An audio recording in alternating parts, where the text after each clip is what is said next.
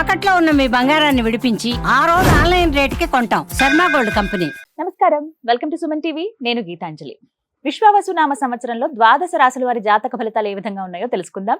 వివరించేందుకు ప్రస్తుతం మనతో పాటు ఉన్నారు శ్రీచక్రపీఠం వ్యవస్థాపకులు, ప్రముఖ జ్యోతిష్య పండితులు బ్రహ్మశ్రీ ప్రదీప్ జోషి గురువు గారు. వారితో మాట్లాడదాం. గురుగారు నమస్కారం అండి. శ్రీమాత్రే నమః. గురుగారు, ఈ విశ్వావసు నామ సంవత్సరంలో మిథున రాశి వారి జాతక ఫలితాలు ఏ విధంగా ఉన్నాయో తెలియజేస్తారా? అసలు ఈ సంవత్సరం ఎలా ఉంది? శ్రీ గురుభ్యో నమః. శ్రీమాత్రే నమః. విద్యుద్ధామ సమప్రభాం మృగపతి స్కంధస్థితాం భీషణాం కన్యాభిక్కరవాలకేట విలసదస్తాభిరా సేవితాం హస్తైశ్చక్ర గదాసికేట విశికాంశ్చాపం గుణం తర్జనీం బిభ్రాణాం అనలాత్మికాం శశిధరాం దుర్గాం త్రినేత్రాం భజే. శ్రీమాత్రే నమః. శ్రీ గురుభ్యో నమః.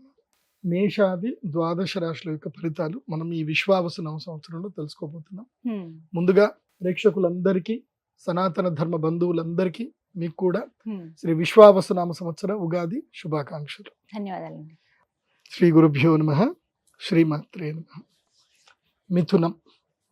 మిథునం అంటే ఏంటి? జంట. జంట అంటే ఏంది? కలిసి ఉండాల్సింది, బ్యాలెన్సింగ్ గా ఉండాల్సింది. కానీ మిథున రాశికి ఈ సంవత్సరం ఏం జరుగుతుందంటే కలిసి ఉండడం ఉండదు. ఎవరైతే కలిసిన వాళ్ళు ఉంటారో వాళ్ళందరూ కూడా విడిపోతారు.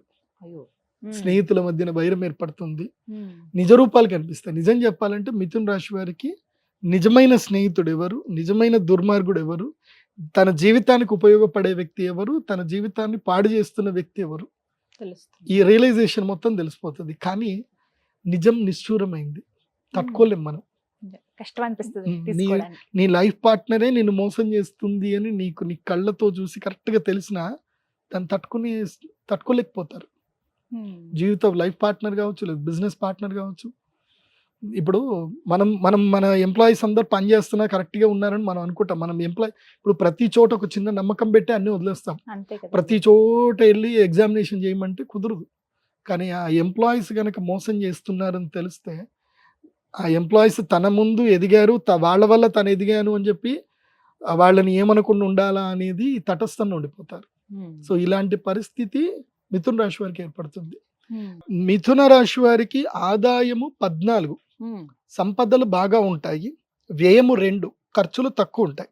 నేను అందుకే చెప్పాను, మిథున రాశి వారు ఏంటంటే నిమ్మకు నీరెత్తినట్టు ఉండండి. మీ పని మీరు చేసుకుంటూ రండి. ఉద్యోగ జీవితంలో ఎట్టి పరిస్థితుల్లో రిస్కులు తీసుకోవద్దు. అట్లాగే రాజపూజ్యము 4, అవమానం 3. మిమ్మల్ని తిట్టే వాళ్ళు 9, మెచ్చుకునే వాళ్ళు 9 ఉంటే తిట్టేవాళ్ళు 3 ఉంటారు. కాబట్టి ముఖ్యంగా అత్తగారింట్లో పోకట్లకు వెళ్ళకండి. మీ అత్తగారింటికి ఎక్కడైనా మర్యాదలకు, నాకు మర్యాద జరగలేదు అని మర్యాద రామన్నలాగా చేయకండి. ఓకే, చేస్తే మర్యాద రామన్న సినిమాలో సునీల్కి ఏం జరిగిందో మీకు అదే జరుగుతుంది. కాబట్టి జాగ్రత్తగా ఉండండి. నో మర్యాద, ఏది ఉంటే అది, అంతే.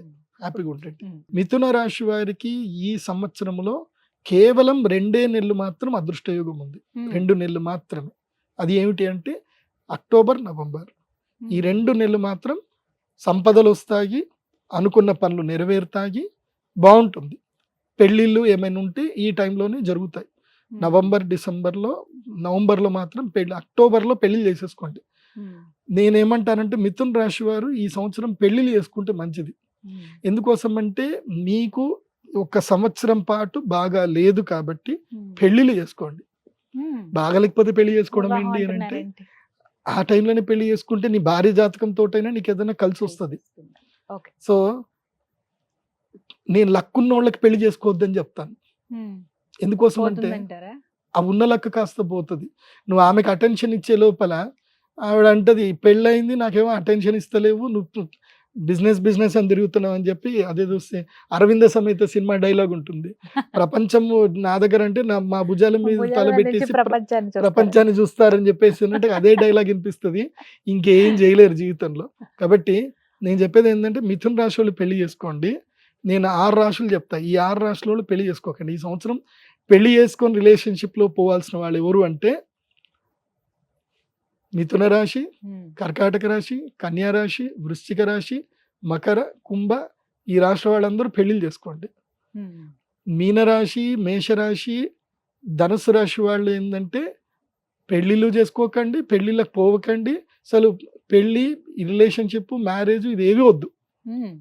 ఏది వద్దు, రిలేషన్షిప్ వద్దు, పెళ్లి వద్దు, ఏది వద్దు వీళ్ళకి. పెళ్లి చేసుకోకూడని రాశులు ఏంది అని అంటే వృషభ రాశి, సింహరాశి, తులారాశి, ధనుసు రాశి, మకర రాశి, వీళ్ళందరూ పెళ్లి చేసుకోవద్దు, వద్దు. వద్దు. ఎందుకోసమంటే ఇది అదృష్ట సమయం, ఇది ఉన్న అదృష్టం కాస్త వెళ్ళిపోతుంది. ఎందుకోసమంటే నువ్వు ఆ టైంలో పెళ్ళాన్ని చూసుకుంటావా, నీ జీవితాన్ని చూసుకుంటావా? సో పెళ్ళి అంటే ఇంకా ఉంటది, ఇంకా మళ్ళీ హనీమూన్ ట్రిప్ అనాలి, అక్కడ అనాలి, ఇక్కడ అనాలి, టైం అంతా అటే పోతుంది, వేస్ట్ అయిపోతుంది. సో కావాలంటే మొదలే చెప్పండి, గురుగారు చెప్పారు నాకు పెళ్లి చేసుకోవద్దని చెప్పారు, నన్ను సంవత్సరం పాటు నువ్వు వదిలేస్తాను, నన్ను ఏమి ఇబ్బంది పెట్టినట్టు చేసుకుంటా అని చెప్పి అగ్రిమెంట్ చేసుకోండి. సో మిథున రాశి వారికి నేను చెప్పేది ఏంటంటే ఈ సంవత్సరం మీకు దురదృష్ట యోగం ఎక్కువగా ఉంది. సో మిథున రాశి వారికి నేను ఈ సంవత్సరం ఇచ్చే అడ్వైజ్ ఏంటంటే మీరు keep quiet in your job. మీ ఉద్యోగంలో చాలా సైలెంట్గా జాబ్ చేస్తూ ఉండండి. బీ లైక్ ఏ వెల్, అంటే బావిలాగా ఉండండి. బావిలో మనము రాయి వేసినా బంతి వేసినా అటే పోతుంది. Don't be like a wall, గోడలాగా ఉండకండి. ఎవరు ఏదైనా రియాక్ట్ అవ్వకండి. రియాక్ట్ అయిపోయారు అంటే నష్టం మీకే. తిన్నామా, పడుకున్నామా, తెల్లారిందా, ఎవరైనా ఏదైనా అడిగితే గుర్తులేదు, మర్చిపోయా, ఇవి మాత్రం చెప్పండి. ఎవరైనా అడిగితే ఏమో అని చెప్పండి తప్ప దేనికి రియాక్ట్ అవ్వకండి, దేనికి ప్రామిస్ చేయకండి, ఎవరికి ఏవి ప్రామిస్ చేయకండి. ప్రామిస్ లేదు చేసినా ఈ సంవత్సరం నిలబెట్టుకోలేరు. మీ పాటికి మీరు జాగ్రత్తగా ఉండండి. ఇప్పుడు మనం ఫ్లైట్లో వెళ్ళేటప్పుడు అప్నే నకాబ్ పైలే సమాలిజీ అని అంటారు. అంటే ఏదైనా జరిగితే ఫస్ట్ మీ యొక్క ఆక్సిజన్ మీద పెట్టుకోండి, తర్వాత మీరు ఇతరులకు హెల్ప్ చేయండి అని చెప్తారు. అట్లా ఫస్ట్ మీ ఆక్సిజన్ మీరు చూసుకోండి. కాబట్టి మీ వరకు మీరు ఉండండి. ఎక్కువగా కామెంట్స్ చేయకండి, ఎక్కువగా సోషల్ మీడియాలో రియాక్ట్ అవ్వకండి. ముఖ్యంగా మిథున రాశిలో దశమ స్థానం లోపలికి మనకి ఏది 9వ స్థానం లోపలికి రాహు వెళ్ళిపోతాడు కాబట్టి అదృష్టాన్ని తినేస్తాడు రాహు. నీకు వచ్చేది కూడా రాకుండా పోతుంది. కాబట్టి మెయిన్గా గాసిప్స్లో అస్సలు ఇంటరాక్ట్ అవ్వకూడదు. ఇప్పుడు ఒక ఆఫీస్ హెడ్ ఉంటాడు, ఆయన గురించి ఏదో స్టాఫ్ రూమ్లో గాసిప్ జరుగుతూ ఉంటాయి. ఆ గాసిప్స్లో వీళ్ళు ఏదైనా అరిచారనుకో, వీళ్ళదే రికార్డ్ చేసి అడిగి పంపిస్తారు, అయిపోయి ఇంకా ఇష్క. కాబట్టి గాసిప్స్లో జోలికి వెళ్ళకండి. ఎంతవరకు ఉందో అంత మంచిగా బాగుంది, అంతకు మించి ఎక్కువ మాట్లాడద్దు. ఎక్కువ వినండి, తక్కువ మాట్లాడండి మిథున రాశి. అండ్ మీకు నేను చెప్పేది ఏంటంటే అక్షయ తృతీయ రోజున మహాలక్ష్మి యాగం చేసుకోండి. ఈ నష్టం రాకుండా ఆ అమ్మవారు నిన్ను కాపాడుతుంది. అక్షయ తృతీయ ఏప్రిల్ 30వ తారీఖు అక్షయ తృతీయ రోజు అమ్మవారి దగ్గరికి రండి, మహాలక్ష్మి యాగం చేయండి. ఆ అమ్మ అనుగ్రహంతో మీకు ఆ 2 నెలలు కూడా మీకు జాక్పాట్లో అదృష్టం కలిసి వచ్చే అవకాశం ఉంటుంది. ఇదే ఒక పరిహారం వారికి. ఇదే పరిహారం. ధన్యవాదాలు గురుగారు.